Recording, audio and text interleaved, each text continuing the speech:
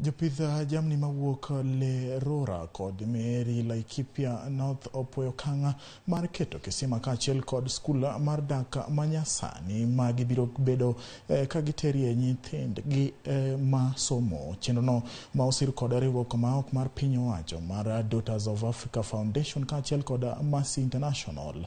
Jokanyo mag riwruok okoni maokang magikao mondo mi gisir somb nyithindo ma odakie gwengego mathoth ne owuotho kod jamni to weyo somo. Sani jopuonjre go biro yudo thuolo mar dak e skul kendo yudo chiemo kanyo ahinya to jopuonjre ma nyiri.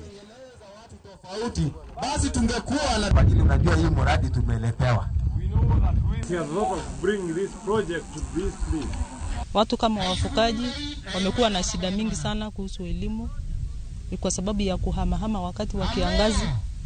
Wanahama na watoto, alafu hao watoto wanakuwa displaced, hakuna hata shule.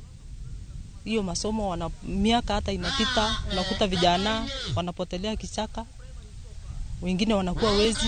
Hao ndio hao majambazi wanaiba ng'ombe, sio ati kwa sababu ya kupenda kwao, kwa sababu ya hiyo kupoteza wakati hiyo katika hii harakati ya kukosa mahali pa kusoma. Na sasa leo tumekuja hapa kusaidia watu juu hii mahali ya Laikipia kuko na kiangazi mingi sana, na watu wa Laikipia wanahitaji kusaidiwa. I'm a missionary with the Church of Christ, but I saw the need for the people, and so we've reached out to build a school.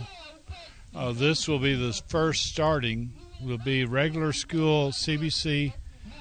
Hii mradi haswa inapoenda kuanza tumekubaliana naye 100% kwa ajili ukisikia mambo na pastoral communities kulingana na ile tabia yao ya kuhama from one place to another one, they tend to move with the children, and in the process actually the girls and the boys tend to break the circle of education.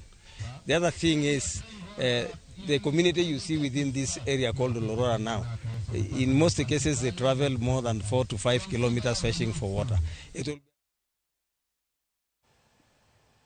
Lieto kwa kogwenge